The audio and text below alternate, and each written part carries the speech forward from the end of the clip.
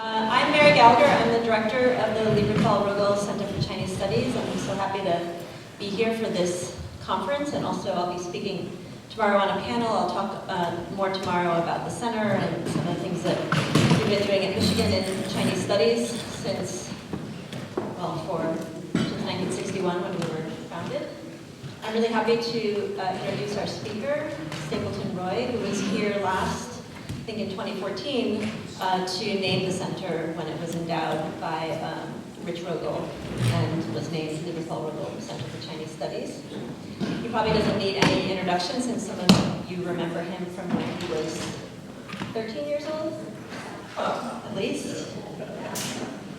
You also probably know that he was a U.S. ambassador to China from 1991 to 1995. And by those dates, I am assuming that he was appointed by George Bush and stayed on during the Clinton administration, which means it's not always the case that ambassadors are fired on in the first day of a new presidential term. He also served as ambassador to Indonesia and to Singapore. He was born in Nanjing in 1935 to his parents, who were missionaries. His father, Andrew Todd Roy, was a faculty member at the University of Nanjing, and he, as you all know, attended the Shanghai American School until 1949. He has been a long-serving member of the U.S. diplomatic corps, as I mentioned, in Singapore, also in Taiwan and Hong Kong, Indonesia, and Russia, in addition to China. And he is the founding director and distinguished scholar of the Kissinger Institute on China and the United States at the Woodrow Wilson International Center for Scholars in Washington, D.C. So please join me in welcoming Stapleton Roy. Thank you.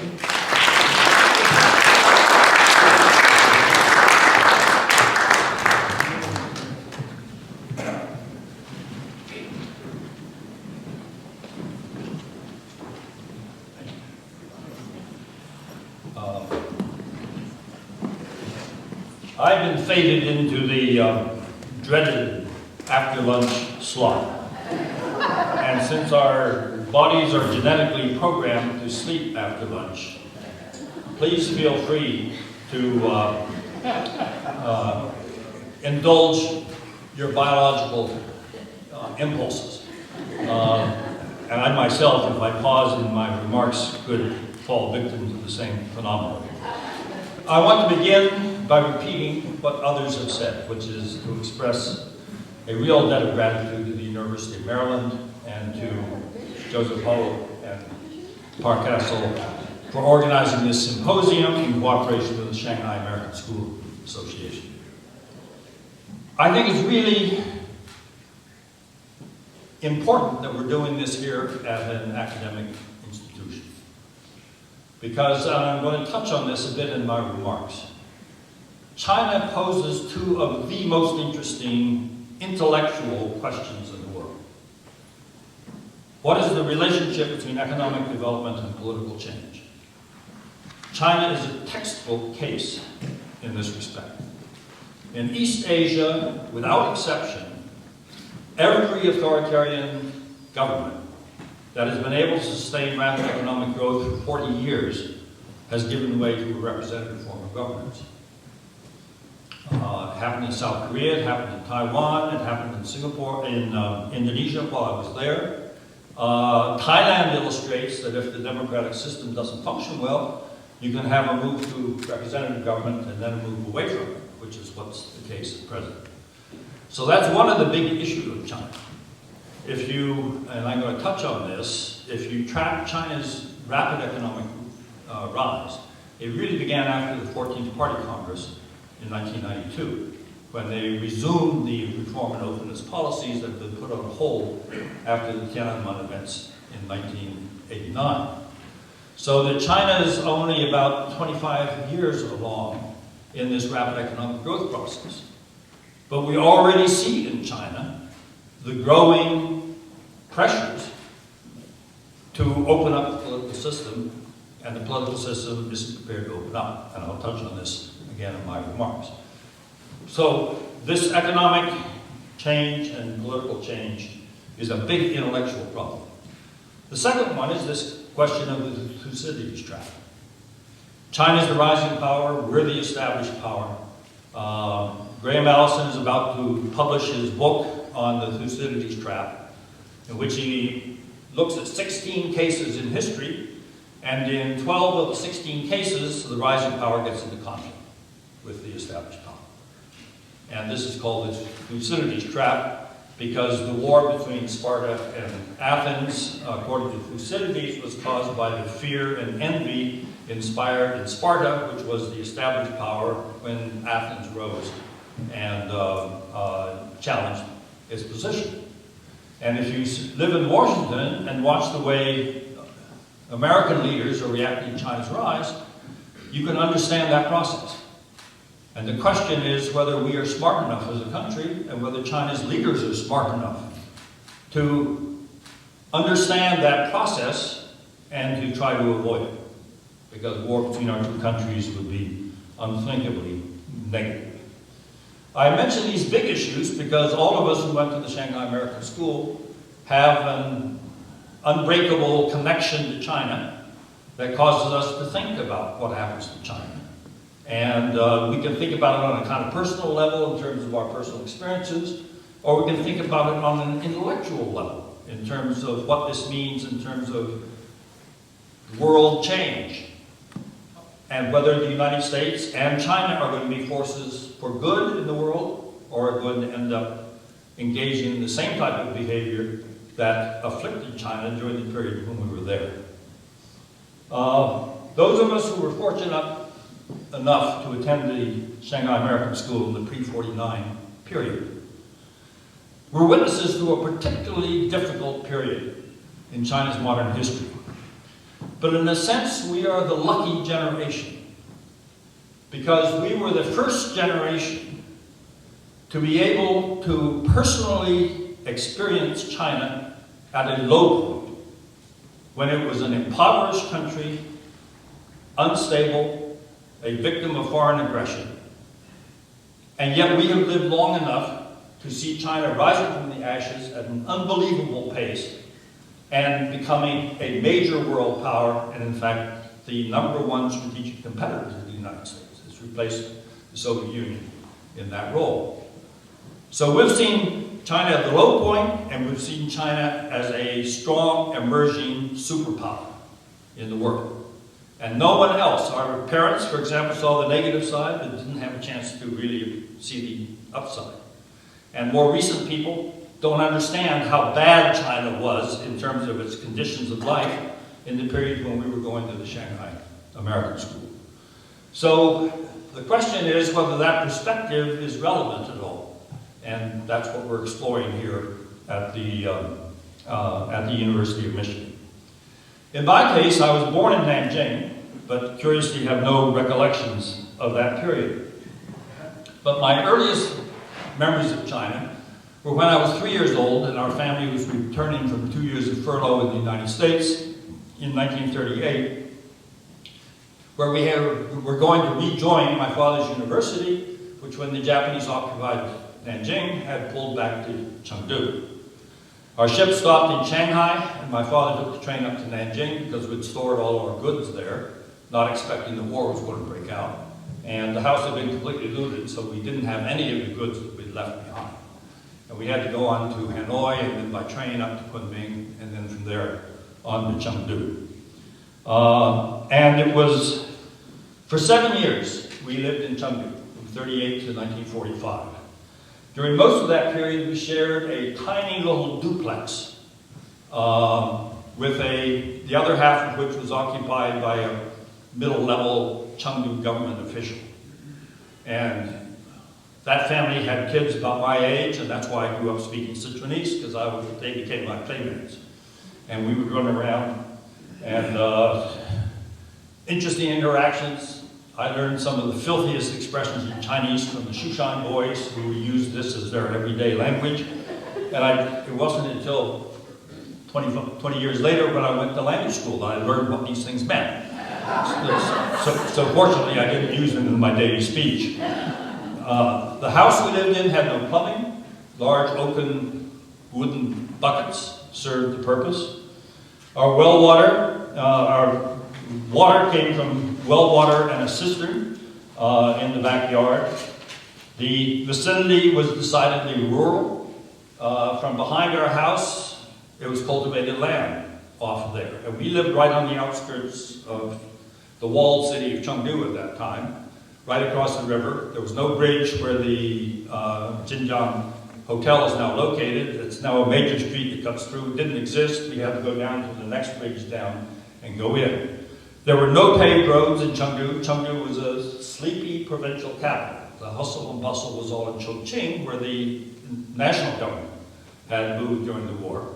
And while Chengdu was the capital of Sichuan province, it really was a sleepy town. No pedicabs, only rickshaws there. When you went off outside of Chengdu, up to Guanshan, or we went over to Domination and spent the summer in a Buddhist monastery there, for example, you had to travel by truck with wooden planks on the truck because there were no bridges across the streams that you would have to cross. So everybody would have to get out and you put the planks across. The truck would go across carefully and then you get back on the truck again. So this is the way things were in Chengdu at that time. A very low standard of living. We returned to China after 3 years. We left China in 45, and various people this morning have described almost exactly what we did. We went to Calcutta, crossed India by train, took the Gripsholm back to the United States. We left as soon as the war in Europe had ended, so we were able to go through the Suez Canal and back to New York that way. And we came back to China at the worst possible time in September of 1948. When we stopped in Shanghai to enroll my brother at the Shanghai American School, I couldn't believe my eyes. Here was this modern metropolis. I had not seen a modern city in China during my earlier exposure there. It made Nanjing, the national capital, look primitive by comparison. For example, we lived in a house right next to the University of Nanking, which is where Nanda, the Nanjing University, is now located. But there were cultivated fields around our house. They grew rice and other things there, right in the middle of China's capital at that time. But in any event, the school at Nanjing closed after 2.5 months, and I had to go down to Shanghai by U.S. destroyer. Again, this is a little surprising for modern. A U.S. destroyer went 200 miles up the Yangtze River to pick up the Americans who wanted to leave and took us down to Shanghai. So I joined my brother at the end of November 1948 without any expectation that this was going to be the final few months of the first iteration of the Shanghai American School. When the communist forces fought their way into Shanghai in 1949, as our final exams were underway, the big question was whether the school would be permitted to open in the fall.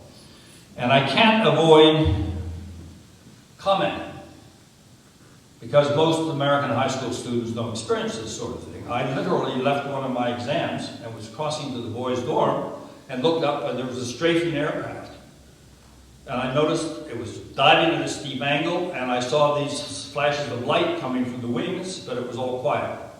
And then suddenly, boom, boom, boom, boom, boom, came the sound of the machine guns.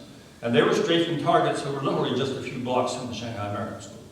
But it looked to me as though they were diving on the Shanghai American School. So I broke into a run and got into the walkway, thinking that might offer some protection.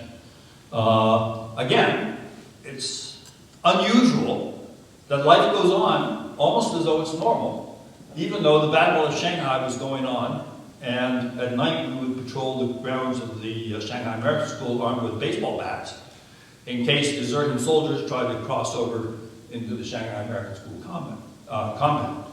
And I've always wondered what we would have done. You know, a 9-year-old with a baseball bat up against deserting soldiers.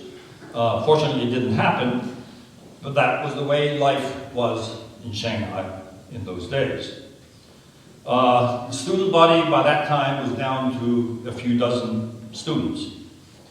When we finally got permission after a month to go back to Nanjing, 3 of us were located in Nanjing. My brother and myself and Joan Smith, where the Smith family has been referred to earlier today, and she was a classmate of my brother. So we didn't know whether the Shanghai American School would open in the fall, and we took textbooks for the next year with us to Nanjing, just in case. And it turned out to be a wise decision, because the school was not able to open in the fall, and therefore we had to go through homeschooling in Nanjing, which wasn't so difficult, because my father was attached to a university, and some of the people referred to this morning, Cyril Bates, for example, taught me history, I think it was, and other eminent China people taught us math and the various other subjects that we had, that we took. Because I was a grade behind my brother and Joan Smith, I ended up going from my freshman year to my junior year, because I took the same courses they did. And when I returned to the United States and went to Mount Herman, I entered as a sophomore and then jumped to the senior class. So I just illustrate this because everybody knows that school children need psychiatric attention if they have the slightest disruption to their educational process. And those of us who have been through years of homeschooling or have had disrupted school experiences or been in 4 or 5 or 6 different schools and thing, and end up relatively normal, you sometimes wonder whether American students are really these hothouse potted flowers that have to be looked after so delicately. In any event, the Korean War erupted in end of June of 1950, and the climate really turned hostile overnight. During my first year under the communists in Nanjing, life wasn't that bad.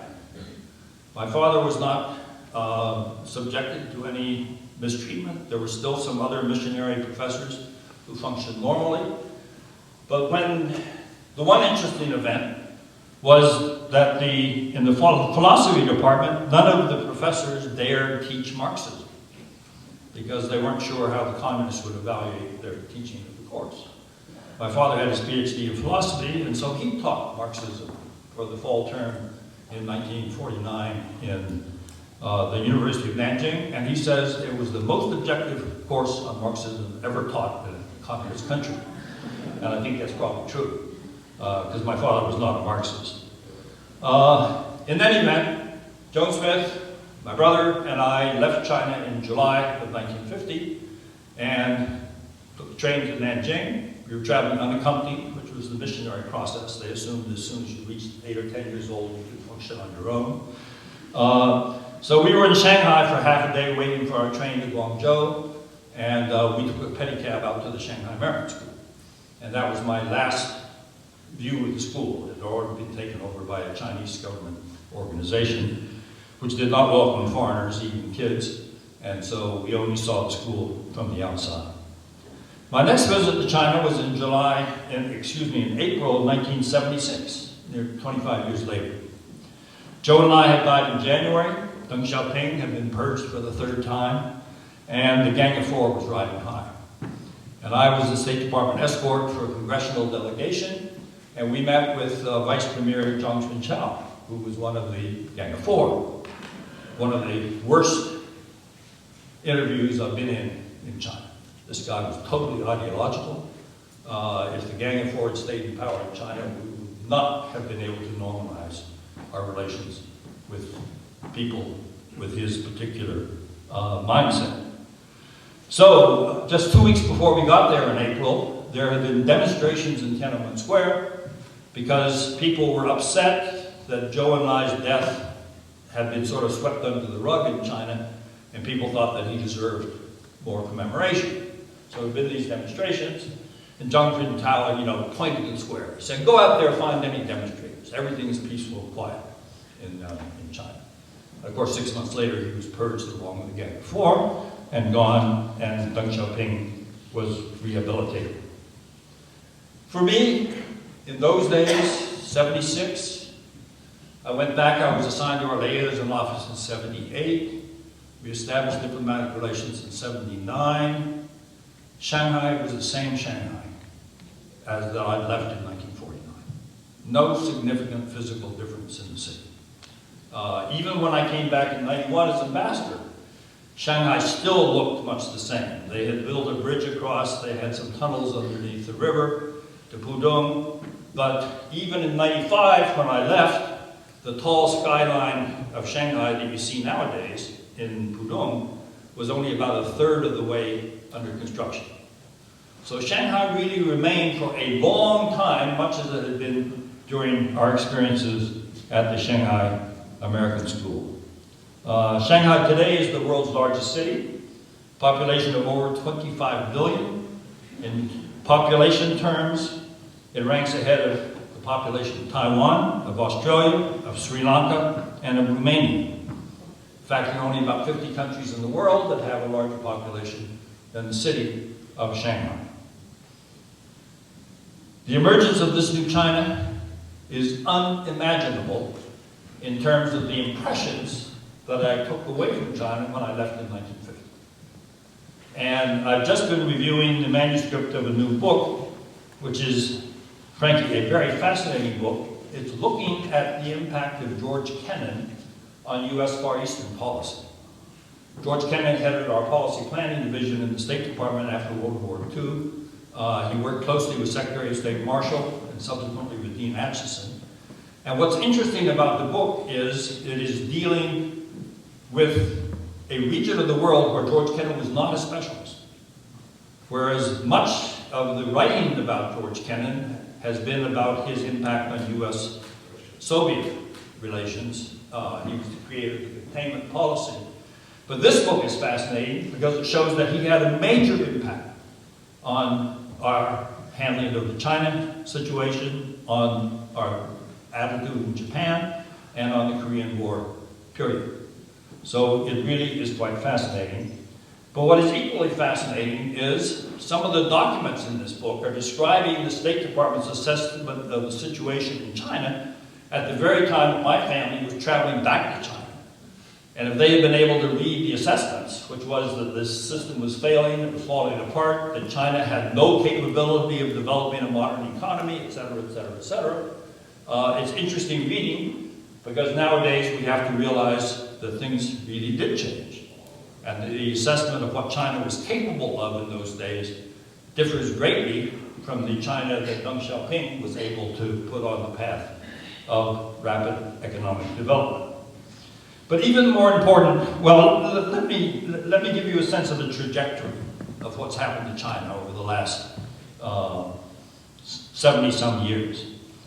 From the World War II period up until the early years of the People's Republic of China, the per capita GDP hovered in the range of $50 US dollars.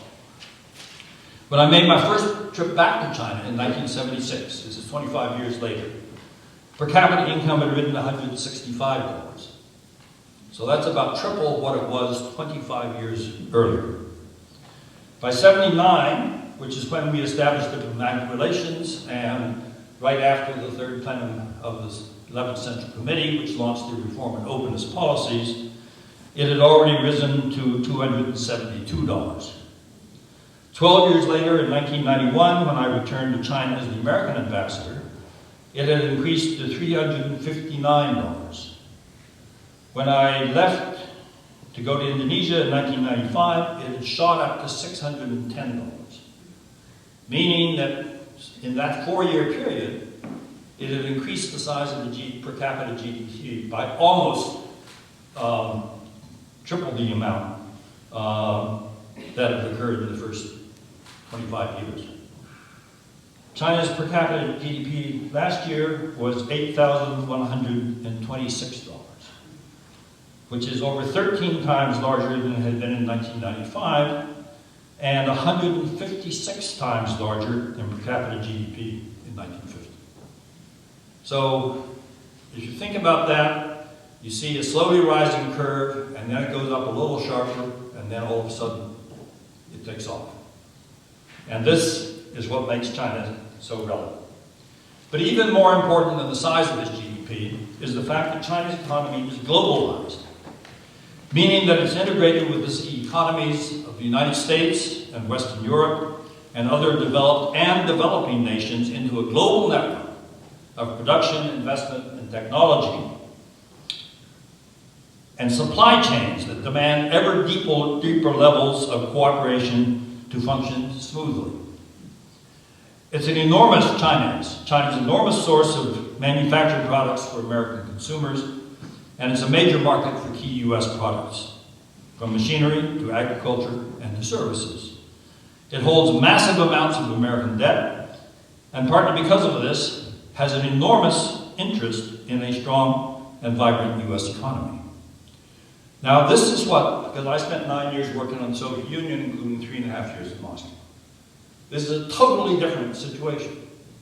The Russian economy from beginning to end was autarkic. It did not depend on foreign markets. It did not depend on foreign sources of raw materials. Essentially, what they produced and what they sold was within the Soviet Union. The additional factor is that the Soviet economy did not benefit its neighbors. Most Americans don't know the fact that during the Cold War, Poland, Czechoslovakia, and Hungary had higher standards of living than the Soviet Union. So the Soviet Union was not part of a global network of economic relationships. China's is. Moreover, in Asia and parts of the world, all around the world, China is rapidly becoming the dominant trader and lender. It could eventually become the dominant investor. It's already pouring money into different parts of the world and making lots of mistakes. China now is a capital-rich country. It can export its capital, and it doesn't know how to use its capital effectively when it's not under total Chinese control. For example, the Chinese don't know how to manage an industry that uses foreign labor, and they don't know how to operate under conditions that have foreign labor laws that provide protections that aren't available to Chinese workers. So projects the Chinese have launched in Poland, for example, have fallen precisely because of these problems. So China's in a learning curve, but that learning curve, if it succeeds in learning, is going to make China a formidable influence around the world, not because of its military capabilities, but because it's going to become so economically relevant to the rest of the world. But China is also economically vulnerable. Its overall growth is slowing down, and this will create difficulties with economic and political consequences. The pollution of its environment has become a major domestic political issue. It's no longer simply a scientific issue. It's now a political issue. Chinese diplomats do not want to take their children back to Beijing because the pollution in Beijing is at a level that endangers the health of children. And this is a big issue in China, and that's why I say it's a political issue, not simply a scientific issue. Despite a vigorous anti-corruption campaign, corruption is still pervasive. Although China has a large number of very wealthy people, in fact probably more than anywhere else in the world, its poverty levels are still below those generally found in Asia, not simply in Japan and Taiwan and places, but Southeast Asia and other countries have a lower poverty rate than is the case in China. China is also filled with contradictions. It's made good use of market incentives to grow its economy, but as we saw in the financial instability that occurred in China a year and a half ago, it responds to market crises with the instincts of a central planner. So the government sort of then takes over and tries to manage things and ignores market forces. It supports an open trading system, but it has an industrial policy that favors key sectors and technology. Again, that's a central planner approach. Industrial policy, which are the ones that you want to succeed. You don't look at what the economics are, what the comparative advantage is. It's a government decision. We want to be big in this area, and therefore you pour money into that area. It's greedy for foreign technology, but it provides inadequate protection for intellectual property, which is essential if you want to develop technology. Despite these systemic vulnerabilities, China remains a regional and global economic power whose economic clout relative to that of the developed world is growing very rapidly. In the diplomatic realm, the same thing applies. China wields much more influence than it used to. It's now the major trading partner of all US allies and close friends in East Asia, and that has political consequences. meaning, unlike the Soviet Union, countries around China are afraid of it, but at the same time, they love it because it's been the engine of growth in East Asia, and they don't want to change, and their economies are linked into these global supply chains, which are so important. In the security realm, China is acquiring military capabilities that are eroding the dominant role the United States has played in the Western Pacific for the last 70 years. Beijing is doing so partly because, and this was in the language of the work report of the 18th Party Congress in 2012, China wants powerful military commensurate with the country's international standing. That's the language of the military section of the thing. That's a very dangerous concept because historically, China has related its military needs to its defense and economic development needs. And now China's requiring a military that's related to its prestige needs. And that's a very dangerous concept, and we Americans ought to be well aware of that problem because we haven't handled that very well ourselves. But the key thing is that China essentially is carrying much more security weight in the Western Pacific, and that has all sorts of potential consequences for the credibility of our alliance system. South China Sea, you see the consequences of a more assertive Chinese policy because they now have the military capabilities to go after unoccupiable rocks in the South China Sea or the East China Sea and get into confrontations with significant powers. So when you look at China's foreign policy, there's a tension between the domestic demand for a foreign policy that is more muscular to reflect China's growing weight in the world and the consequences for their diplomacy with their neighbors, what the Chinese call 周边外交, which is the diplomacy with your surrounding countries. Because the more muscular foreign policy causes problems for their neighbor relations. And China is not managing that contradiction very well, although it's paying attention to it. And Americans cannot afford to be complacent and say China's going to screw up in this area, because China actually has an internal battle between their military industrial complex, if you will, and their foreign ministry that is trying to persuade them that they need to have the support of other countries, which is an area where they are still lacking. Let's leave aside those great big global-only issues and look at some of the political and social factors that affect the outlook for China. Because this is where China gets really interesting. Under its recent leaders, the Chinese Communist Party, of course, has abandoned fundamental features of classical Marxism. You can't really say that China is a communist country. Marx would turn over in his grave. It's rejected the whole concept of proletariat and bourgeoisie. It now does not espouse class struggle, it espouses a harmonious society, a holdover from the Hu Jintao period when this was the dominant theme. Under the three represents, how many Americans know what the three represents? Or how many of you all know what the three represents are? This is the thesis. Mary does, of course, but she teaches it. The three represents is Jiang Zemin's theory, that the Communist Party doesn't represent the proletariat or the worker, peasant, soldiers, etc. It represents the advanced productive forces. What does that mean? Capitalists, entrepreneurs. Those people can join the Communist Party. It represents the advanced cultural forces. What's that? People like you, intellectuals, performing arts people, people that had no status under the Marxist concepts. But that's the second represent. And the third represent is, it represents all of the people, not a subset. So these are the three representatives. Now, why did they move in that direction? Because the nature of China's society has changed. These productive forces are far more productive in the private sector, driven by the market, than they are in the state-owned enterprise sector.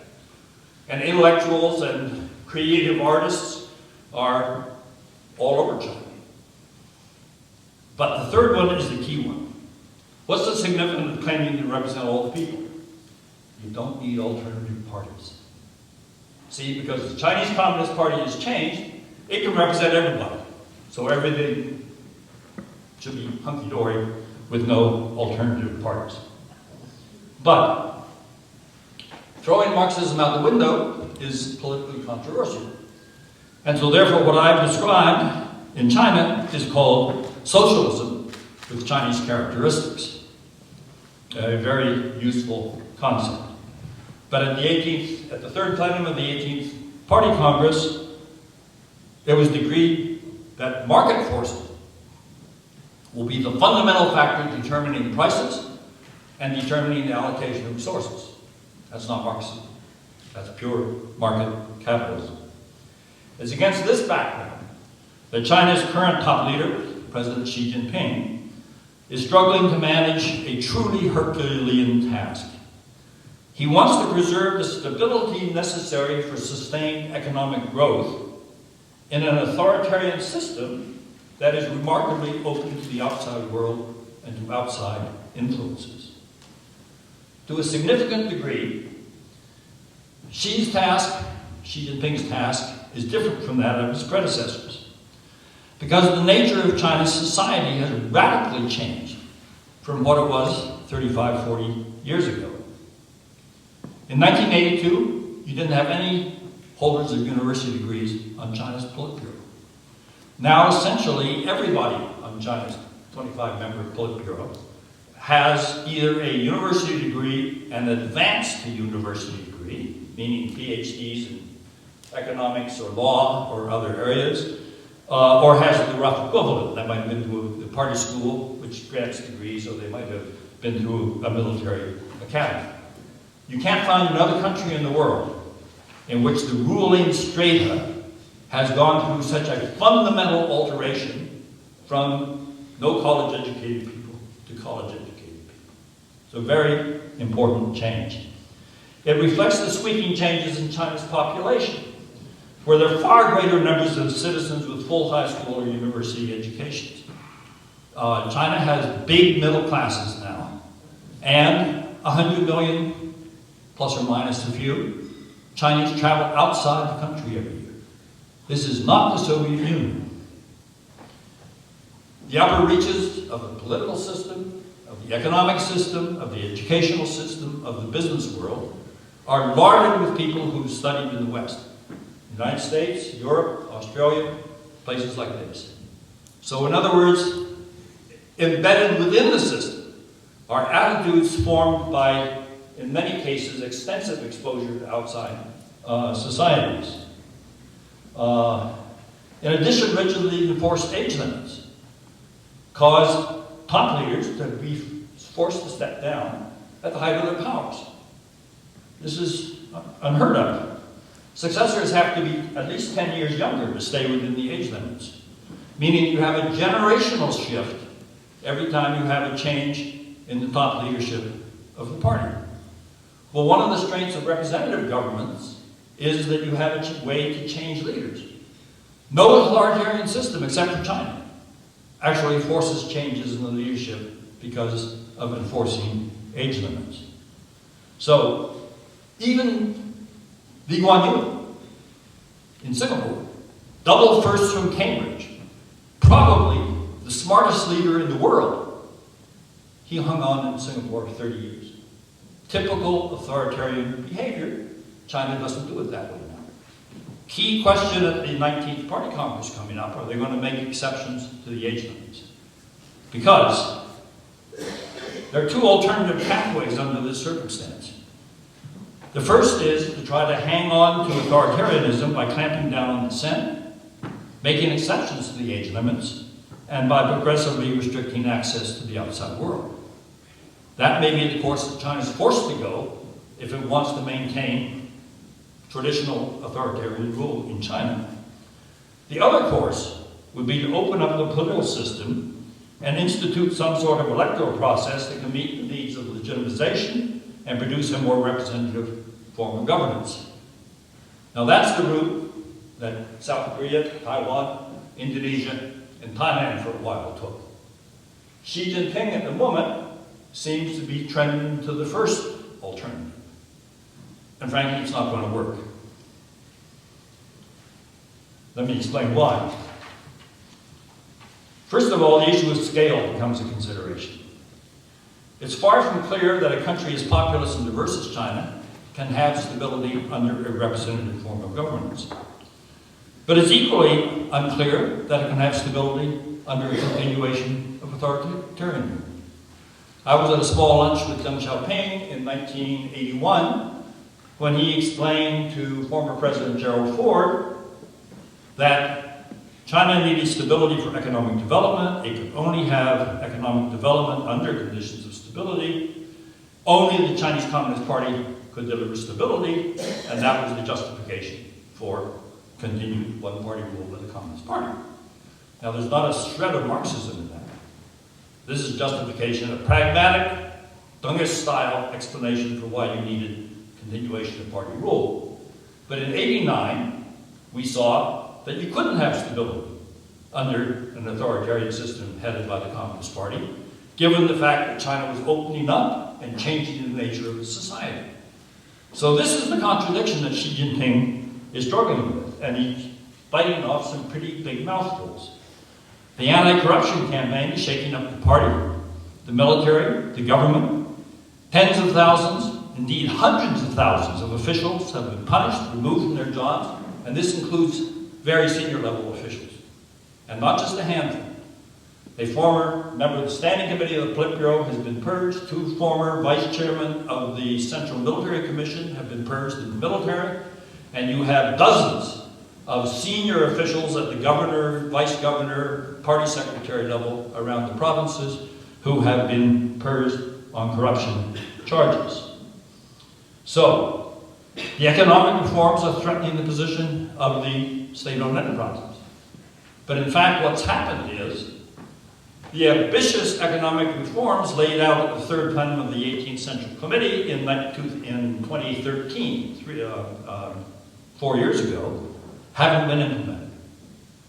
And curiously, the military reforms, which in most societies are even more difficult to carry out. I don't know how many of you have military experience or have military friends. For example, our commander in the Pacific has for years wanted to have the top U.S. general in Korea downgraded from a 4-star position to a 3-star position. Why? Because it's easier for a 4-star admiral to control a 3-star general than it is to control a 4-star general. And so therefore they would like it to be that way. They can't do it. Why? Because the U.S. Army's not prepared to give up a 4-star general position. That's what the military lives for. And yet Xi Jinping is doing 2 things. He's ending the army dominance of the People's Liberation Army and is shifting the weight to the Navy, the Air Force, and the missile forces. And he has done away with the 7 military districts and substituted 5 areas of unified command in an effort to end the stovepiping in the Chinese military system where the Navy and the Army and the Air Force won't talk to each other. And this, in a sense, is drawn from U.S. and other Western armed forces, where we try to force our senior officers to have inter-service experience. Well, they've actually implemented those reforms, but they haven't implemented the economic reforms. And I think most China specialists would have thought the economic reforms would move ahead more rapidly than the military reforms. So this tells us something about the nature of the resistance struggle to China. There was a very interesting central commentary a year and a half ago under the pseudonym of Guoping, which could be interpreted as national commentary. And it used unheard of language in talking about the resistance to the economic reform program. It said the stubbornness, the ferociousness, the perversity of the resistance forces is more than you can imagine. Now this is published all over China in central commentaries. You don't see that type of language in the mainland very often.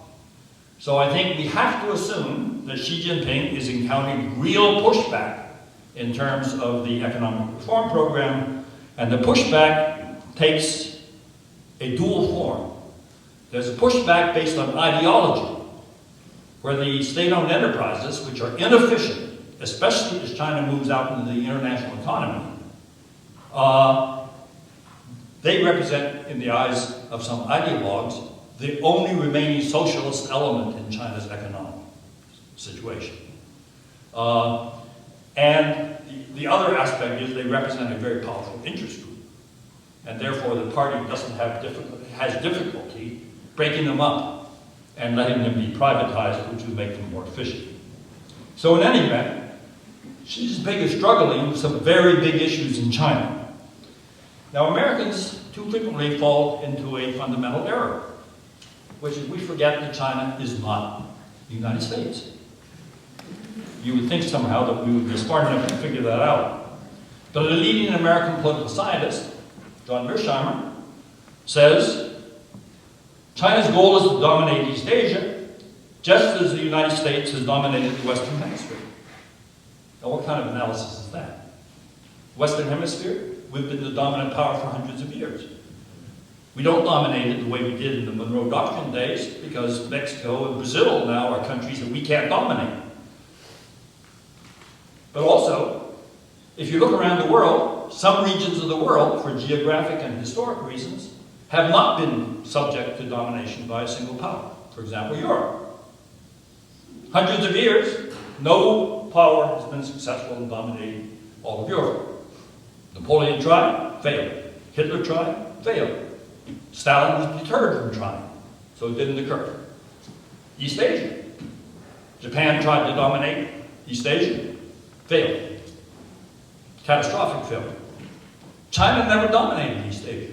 Sorry, guys. History shows China never dominated the maritime portions of East Asia. Mongols tried. They invaded Japan twice, they invaded Java, were forced back, big scale. In fact, the real question is, in the early Ming Dynasty, how come Zheng He sails off to Madagascar and brings back giraffes? This was the one time when China had a naval capability to try to dominate the maritime portions of East Asia. It didn't do it. And then the Ming shut down the international activities of China's maritime forces, and that was part of the beginning of China's decline process. So, does China want to dominate East Asia? Well, who knows? Maybe in their dreams they want to. Can it do it with a great big power like Japan there? With their closest friend and ally right now, Russia? Russia does not want China to be the dominant power in East Asia because Russia is still concerned about the fact that China is succeeding and Russia is not. India, does it want China to dominate East Asia? No. Is this the Western Hemisphere? Do we have Russias and Chinas and Japans and Indias in the Western Hemisphere? No. So why do American political scientists say, just like the American does it in our backwoods, China's going to try to do the same thing in their backwoods? It does not make sense. So, what is happening is that for the first time in modern history, China is developing military capabilities that significantly improve its ability to defend its interests within the first island chain, extending from Japan through the Ryukyus down to Taiwan, over to the Philippines. So, this represents a challenge because our naval forces have been dominating that sphere ever since the end of World War II, and that dominance is under challenge. Our military wants to try to compete with China and keep our dominance, and it's not going to work, but we could pour billions of dollars into a vain effort to try to do so. It's one of the big questions. Unlike China, unlike the United States, China's leaders think in terms of long-term goals. Their development targets, double the size of the economy in the decade ending in 2020, end abject poverty by 2021, the 100th anniversary of the Chinese Communist Party, and raise per capita GDP to the level of a medium-income European country by 2049, which is the 100th anniversary of the PRC. We have no long-term goals. We don't even have goals for this administration, for example. They're still in the process of doing so. And my question is, why don't we have some long-term goals? Why don't we have some of our think tanks drawing up where we think we should be by 2049? If you project current growth rates, assume the United States grows at 2% through 2049, and assume that China continues to grow, say, at 6.5% to the early 20s, and then at a slower rate up to 2049, you find that China has a substantially larger GDP than we have by 2049. Well, you know, it might be useful to have some objective measures so that when a president comes into office, you can say after 4 years, how has he done in terms of keeping us up with the competition? We don't do that in our country, and we don't pay any attention to the qualifications of our presidents, and that's a very dangerous situation. Now, for reasons of time, I'm going to skip over a fascinating portion on Taiwan. Suffice it to say, China has been unable to advance its goal of national unification. It's put a very important dent in the process by creating sufficient common interests in economic and investment relations across the strait, so that the independence forces in Taiwan, who have been successfully electing governments in 3 of the last 4 elections, don't have the domestic support in Taiwan in order to launch true independence moves. But China has been totally unsuccessful in increasing any support for unification inside Taiwan, where the overwhelming number of people polled favor continuance of the status quo. And support for unification is in single digits. Support for independence is also low. And most of the support is for the status quo. But this isn't satisfactory for China, and it doesn't know how to change it. And the question is, do they have unlimited patience on this question? Or are they going to at some point lose patience under circumstances where they can't afford to lose patience? In conclusion, there is an end to what I'm saying.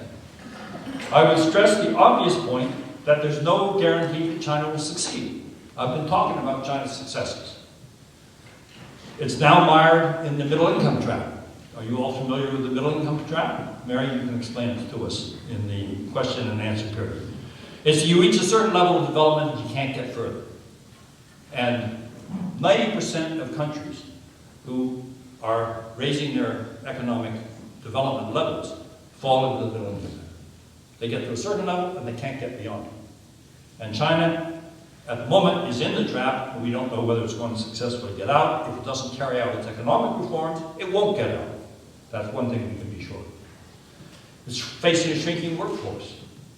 It has an aging population, and there's a growing contradiction between modernizing the country and the refusal of its political leaders to modernize the political system. This is the fundamental contradiction of China. The more it succeeds in modernization, the worse the contradiction between its governance system, which is pre-modern. Pre-modern government systems are based on the divine rule of kings, meaning the rulers have power by right of being the leader, and they can use that power without checks and balances on how it's used. And that's the way most of human history was under kings and emperors and khans and what have you, and under communist parties, because they won't let any force be above the Communist Party. And China's society is modernized. It thinks the way people outside China think who are middle class and are interested in having all of the benefits of middle class society. So China has to deal with that problem. But, final points. We shouldn't think of China as primarily a military challenge. The real issue for us is the composite factors that create comprehensive national power, including the political, the economic, the social, the technological, the soft power, and the hard power considerations. Let me cite a few relevant considerations. You all know China has the largest population in the world. It's approaching 1.4 billion. But it also has the largest GDP in purchasing power parity terms. It's the world's largest trading nation. It's the largest exporter of goods. It has the most billionaires measured in US dollar terms. It has the largest middle class measured in absolute numbers of people, not in terms of relative numbers. It has the largest reserves of foreign exchange, has the largest labor force, has the largest producer of a host of agricultural commodities. I could take another 10 minutes and run through the list. It would be fascinating. It has the largest market for luxury goods, has the largest crude steel production, it is the largest vehicle producer, it has the largest banking system by assets, including 4 of the world's 5 largest banks. It's number 1 in global manufacturing competitiveness, as rated by Deloitte. It has the highest number of university students, the largest radio telescope, the fastest supercomputer, the first quantum satellite, whatever that is. It has the largest bullet train network, sprung up over the last 10 years. China has put in over 10,000 miles of high-speed rail in less than a decade. We can't put in 1 mile of high-speed rail in 20 years. It has the largest hypersonic wind tunnel. Interesting. It's the world's largest generator of wind and solar power. It has the largest market for industrial robots. It has the largest number of internet users. Has the most mobile phone users. It has a digital payments market. This surprised me. 50 times larger than in the United States. The digital payment system. Everybody has a cell phone in China, and they're buying all these goods from Tencent and other places. China's tourists are the world's top spenders now, and China is the top contributor of soldiers to UN peacekeeping operations. So clearly China deserves the attention not only of its neighbors or rivals like the United States, but everybody in the world needs to be thinking about this. To a significant degree, Shanghai American School, I'm going to end on this note, has mirrored the fortunes of China. It opened its doors with 38 students in 1912, the year after the fall of the Manchu dynasty. It closed its doors in 1950, a year after the emergence of the PRC. It reopened its doors with 20 students in 1980, the year after the establishment of U.S.-PRC diplomatic relations, and is now thriving on 2 campuses in Shanghai with a student body of around 3,000 from 40 countries and a faculty drawn from 27 different countries. Those of us fortunate enough to have attended the school not only got a first-rate education, but also the opportunity to witness a vitally important period in China's turbulent history. It's fitting that we are assembled here at the University of Michigan, which has contributed so much to understanding China's history. Thank you.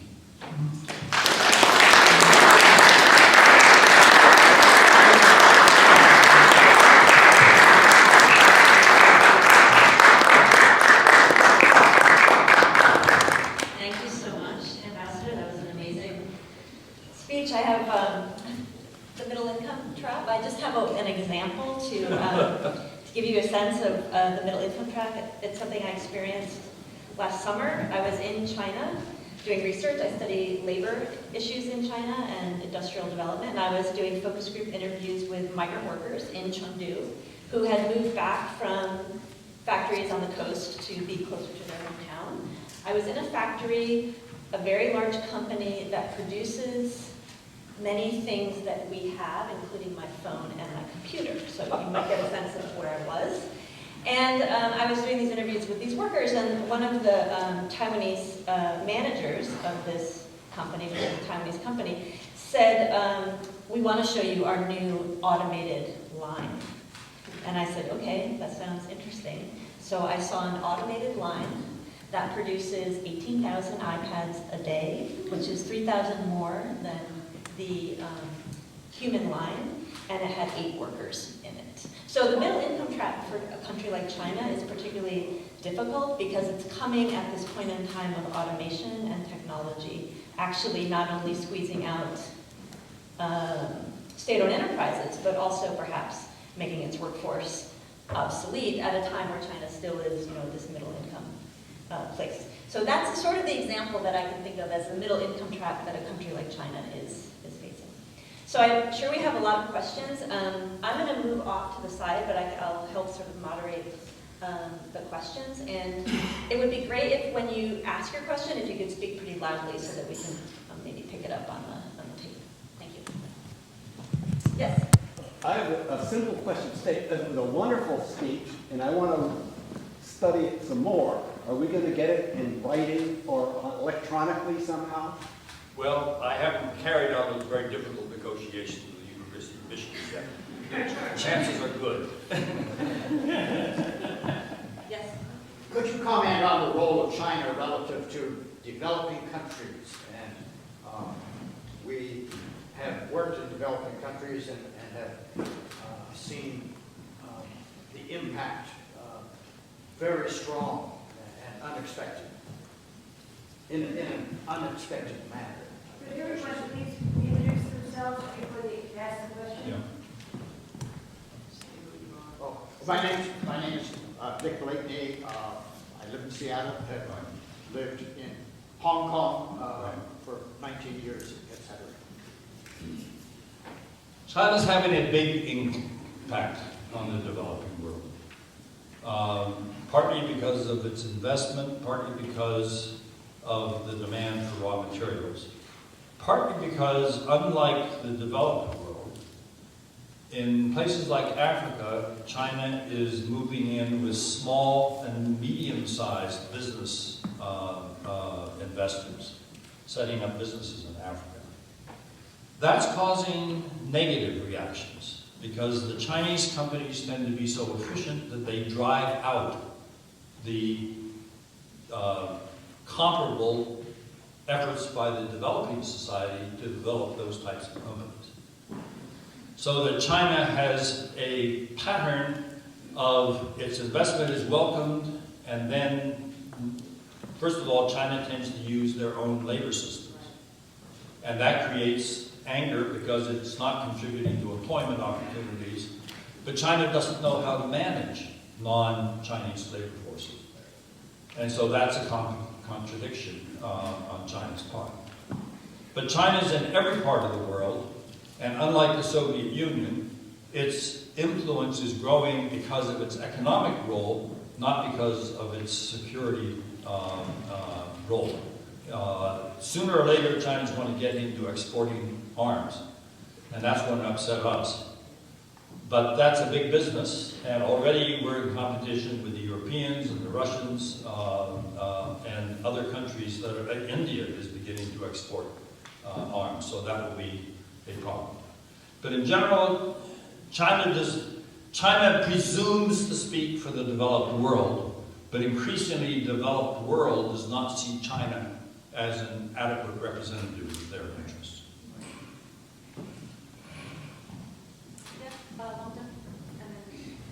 Ambassador, do you have any behind-the-scenes stories to enlighten us on the drastic change in President Trump's rhetoric and demeanors toward China after the meeting between Xi Jinping and Trump?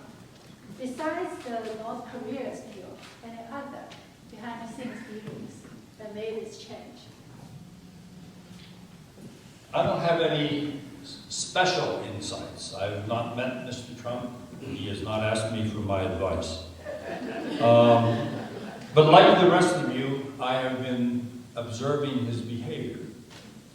And what you discover is Mr. Trump's experience is exclusively in real estate and reality television, not in any other area. However, Mr. Trump says publicly that he's so smart, he doesn't have to have experience in areas because his judgment is so good, which is a self-fulfilling contradiction because someone with good judgment doesn't go around saying things like that. Mr. Trump has established a pattern of commenting on complex issues without any understanding of the complexity or the sensitivity of the issue. And it seems to reflect an inclination on his part to hear somebody make a statement, and he listens a lot to right-wing radio.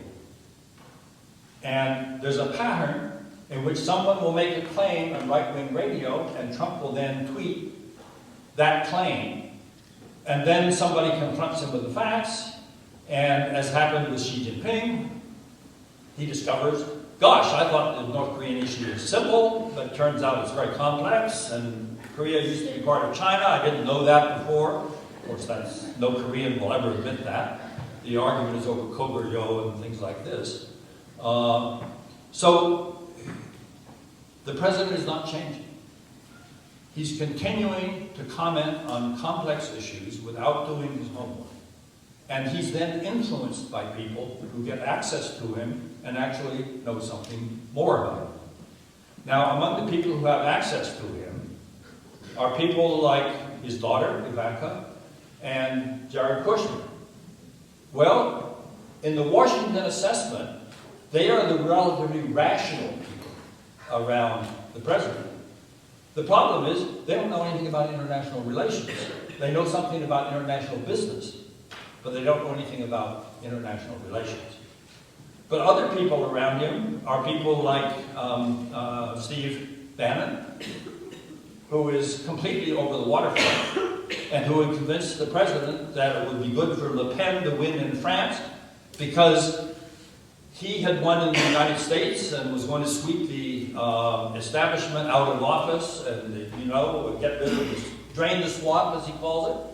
And the idea was, if similar right-wing forces in Europe were to gain the upper hand, then the Trump administration could form a coalition with the right-wing forces in Europe and drain the swamp in Europe as well. Now, is that approach rooted in reality? The answer is no. And yet the president has been talking that way. And again, it reflects the fact that if the person he has the evening drink with before he goes out and makes some idiotic tweet is Steve Bannon, then he tends to pick up the latest comment. Well, that's why it was so important for Xi Jinping to have the meeting with President Trump. And I have to say, and this view is shared by many of my China-watching colleagues in Washington, it was a summit that shouldn't have taken place under any normal circumstances. Because the way an administration normally functions is, first of all, from the moment of election until the moment of inauguration, you don't open your mouth. You still have an acting president. Not an acting president. You have the real president of the United States. His job continues up until the last 3rd of January. And the second thing you do is you focus on getting your government staff done. That's what you use those months to do. We don't have any government staff done. The State Department is still devoid of senior officials. The Defense Department is mostly devoid. A few other, Treasury is doing a little bit better. We still don't have a U.S. trade representative. So in other words, normal administration, you put your key officials in place, you then have MSC says, do a study of Trans-Pacific Partnership, do a study of South China Sea, do a study of the North Korean issue, and the studies are delivered to the White House, there's a debate, and then the administration decides on what its policy is. And that's how you take ownership of policy. None of that has been done. One of the president's first action was to get rid of the Trans-Pacific Partnership without anybody in his administration looking at the question and seeing whether or not it was in the interest of the United States to take that action. So this is typical behavior on his part. Well, Xi Jinping clearly figured out this is a highly personal president. You do not get anywhere by confronting him, because then he lashes out and causes all sorts of bad names. So therefore, but he's highly influenced by people who meet with him. But let's look at the people who have met with him. Abe, Prime Minister of Japan, very good job. He was able to get through to the president early on. He met with him down in Florida also, and they got off to a good start in the relationship.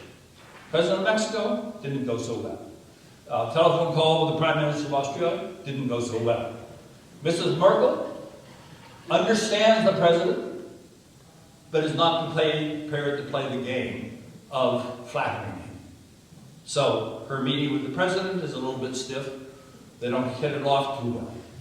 Xi Jinping doesn't mind flattering people. He knows what he's doing, and he wanted to meet with the president. From the moment of the election, he's been trying to get an early meeting with the president. It was a good thing. The China specialists said we shouldn't have this summit. We're wrong.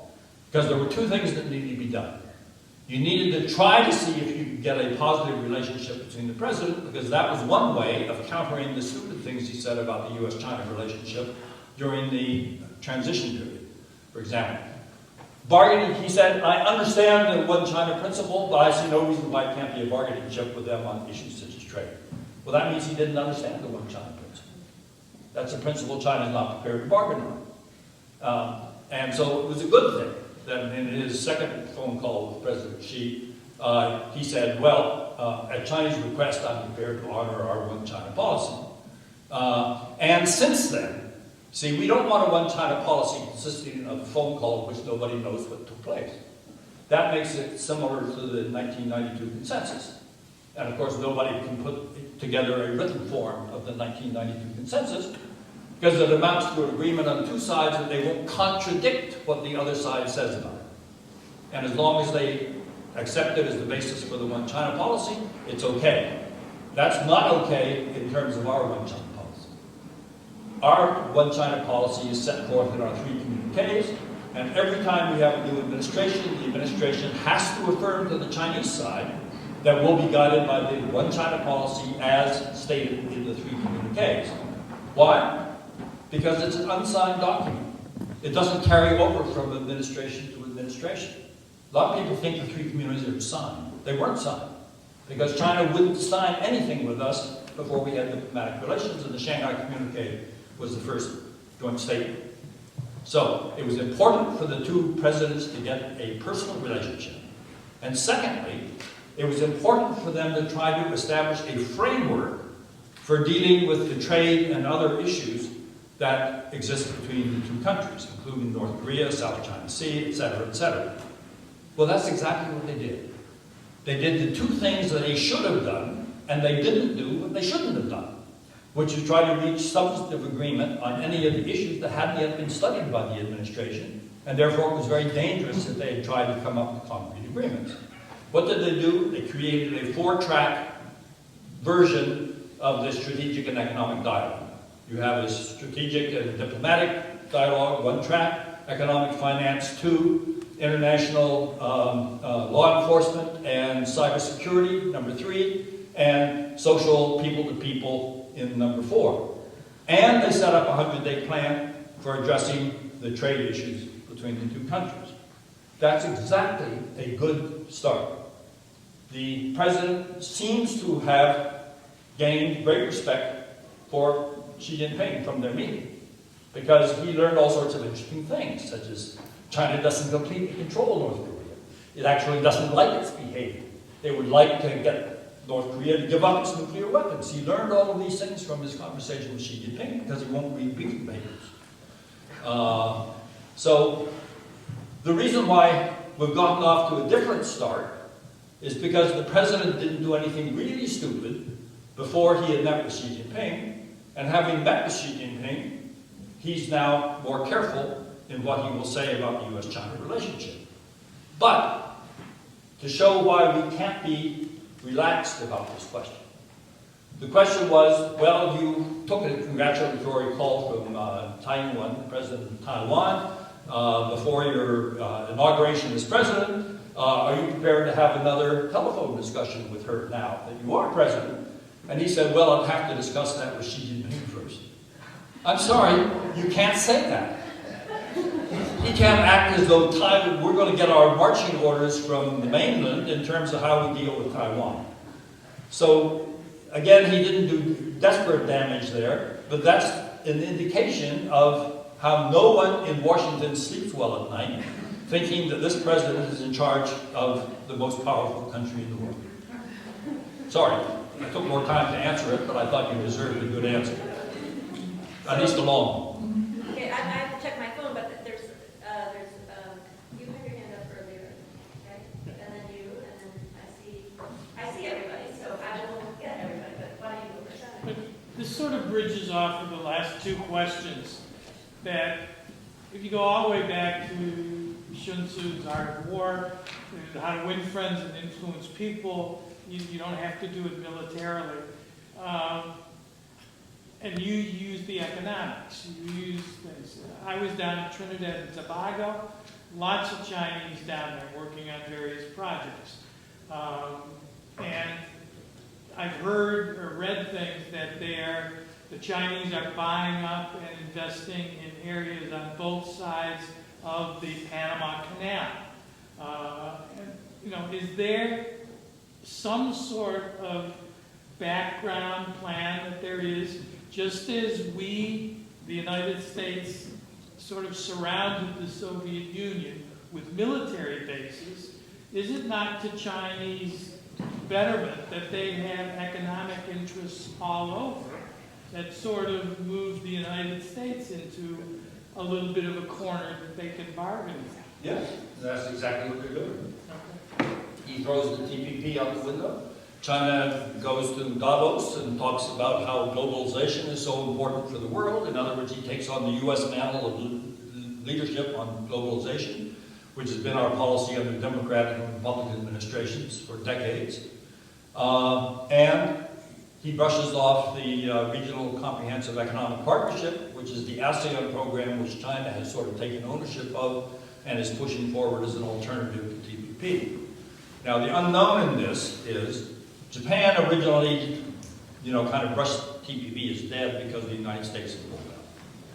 But now Japan has said, perhaps the 11 residual TPP countries could push ahead with the program. And it'll be interesting to see whether or not we end up with a TPP as a potential alternative to the Regional Comprehensive Economic Partnership. So but China essentially is in the process of trying to eat our lunch because we're rejecting multilateral trade agreements. And international trade is based on multilateral trade agreements. The World Trade Organization, multilateral trade agreement, we have the NAFTA agreement, etc. And I have yet to meet anybody in Washington other than President Trump and possibly Peter Navarro who thinks it's a good idea to have pulled out of TPP. The good thing about Trump is he may do something that people think is stupid, but if he concludes it's stupid, he doesn't have the slightest compunction about simply changing his approach and endorsing something that he is essentially dismissed before. Okay, so we are officially beyond 3:30. Okay. So can I collect a few questions from the remaining people, and then you can choose to answer the ones that you want to answer and disregard the ones you don't want to answer. And we'll go over by about 10 minutes. Okay.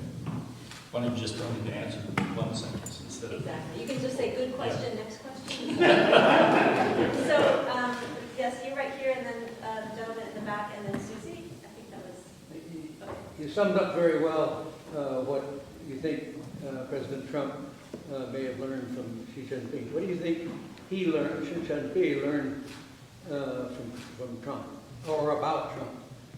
Was there any gains from that? I think he confirmed his impression of President Trump.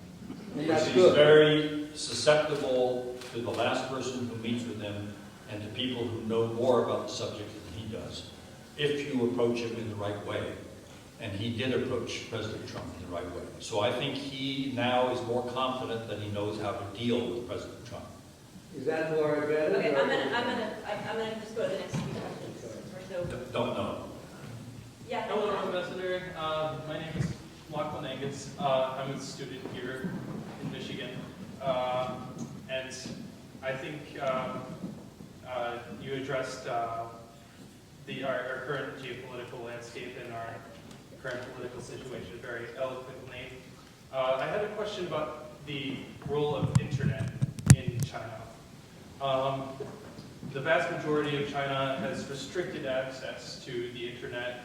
Most of the major websites like Facebook, Wikipedia, and Google are not legally accessible there.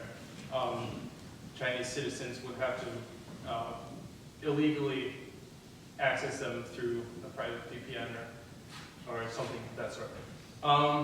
If those restrictions were relieved, do you think that access would solve the economic and developmental plateau that you addressed in your speech? Or what other effects would that liberation of sorts have on China? it would not solve those problems. Okay. But the internet is a very significant phenomenon in China, but it has to be understood. First of all, for the first time, you can have instant national public opinion forum, which is not under the control of the government in its first stages, because they do post-censorship rather than pre-censorship in terms of the internet. So this is creating an environment where the foreign ministry, for example, is very concerned about the immediate reaction of millions of Chinese internet users. Second thing we need to bear in mind is 90% of the people who are on the internet in China are playing computer games. We think they're all looking for sites about democracy and how you get rid of authoritarian things. That's simply not true. The third thing is that virtually everybody in China who's interested in democracy and things like this knows how to evade the internet controls.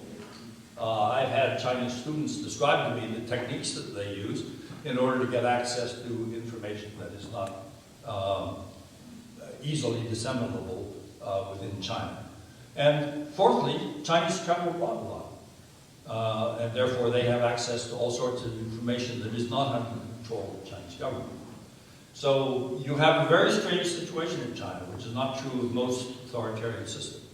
You can have very free discussions in China on all sorts of things, but you can't publish freely in China. The people in China will go to Taiwan to have books published that they can't get published on mainland. So there are workarounds that take place.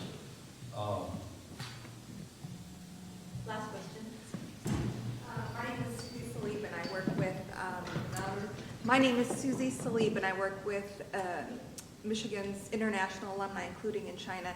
You talked earlier about your very moving, informative experience at the Shanghai American School, and your common bond as alumni, with so many Chinese students having gone abroad and then going back to China. I wonder if you can talk a little bit about the social transformations you see in terms of how Chinese might think about themselves and being able to form social capital outside of normal family and traditional bonds. Let me be very brief on this subject. I began to revisit China in '76. I went back in '77 on a visit, '78 on a visit.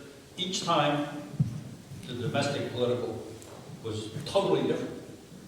We had the same handlers. I was at the congressional delegation. Totally different line.